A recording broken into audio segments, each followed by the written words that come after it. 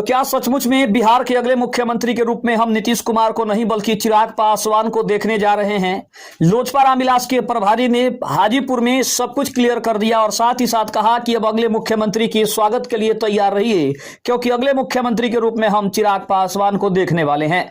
नमस्कार, मैं हूं संजीव और आप देख रहे हैं आप तक न्यूज। अगर आप हमारे चैनल पर नए हैं तो चैनल को जरूर सब्सक्राइब कर लें। बता दें कि बिहार में एनडीए के सीट बंटवारे के फॉर्मूले में लोक जनशक्ति पार्टी रामविलास को 20 सीटें मिलने का फैसला हुआ है। इस फैसले से नाराज लोजपा ने अब मुख्यमंत्री पद की दावेदारी ठोक दी है। हाजीपुर में लोजपा के बिहार प्रभारी और चिराग पासवान के बहनोई अरुण भारती ने कहा है कि बिहार के अगले मुख्यमंत्री चिराग पासवान बनने जा रहे हैं। उन्होंने दावा किया कि चिराग पासवान लालू यादव और नीतीश कुमार की तरह अगले 2 दशकों तक बिहार का नेतृत्व करने के लिए सबसे उपयुक्त नेता हैं। पार्टी ने पहले 43 से 137 सीटों की मांग की थी। अब स्थिति यह तब सामने आई है जब पार्टी ने पहले 43 से 137 सीटों की मांग की। हालांकि एनडीए के अन्य घटक दल पहले ही स्पष्ट कर चुके हैं कि गठबंधन में मुख्यमंत्री पद को लेकर कोई विवाद नहीं है और नीतीश कुमार विधानसभा चुनाव में मुख्यमंत्री के उम्मीदवार होंगे। कुछ दिन पहले तक चिराग पासवान ने भी नीतीश कुमार के नेतृत्व को स्वीकार किया था, लेकिन सीट बंटवारे के फॉर्मूले के बाद पार्टी का रुख बदला सा नजर आ रहा है। लोजपा इन दिनों अलग अलग प्रमंडलों में नवसंकल्प महासभा के जरिए अपनी राजनीतिक ताकत दिखाने में जुटी हुई है। पार्टी का शीर्ष नेतृत्व मुजफ्फरपुर में होने वाली महासभा की तैयारियों के लिए हाजीपुर पहुंचा है। यही वो पार्टी है जो पहले नीतीश कुमार पर लगातार हमलावर रहती थी, लेकिन पिछले कुछ समय से उसका रुख नरम हो गया था।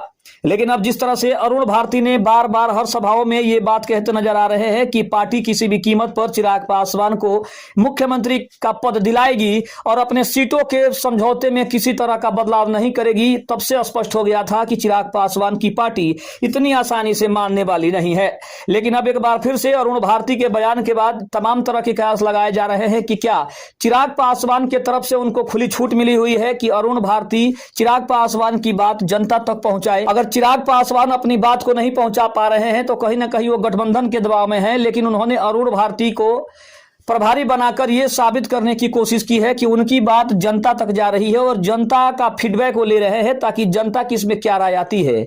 इसका मतलब स्पष्ट है कि चिराग पासवान बड़ी रणनीति के साथ मैदान में उतरेंगे और उसके लिए उन्होंने अरुण भारती को सामने करके ये जताने की कोशिश की है कि सारा कारभार जो भी पार्टी का प्रभार है वो उनके हाथों में है और जो भी उनका फैसला होगा वो चिराग पासवान के लिए भी सर्वमान्य होगा। इसका मतलब स्पष्ट है कि बीजेपी अब की बार काफी ज्यादा पोसोपेश में है। नीतीश कुमार की पार्टी काफी ज्यादा असमंजस की स्थिति में है कि चिराग पासवान को कैसे मनाया जाए, क्योंकि अगर सीटों के साथ समझौता करने की बात होती है तो चिराग पासवान और उनकी पार्टी स्पष्ट करती है कि सीटों के समझौते पर किसी तरह का कोई बदलाव नहीं होगा। जो पार्टी ने तय किया है कि उसे 40 से 45 सीटें चाहिए, उसमें किसी तरह का कोई बदलाव देखने को नहीं मिलेगा। नहीं तो पार्टी मुख्यमंत्री के लिए चिराग पासवान के नाम को आगे करेगी।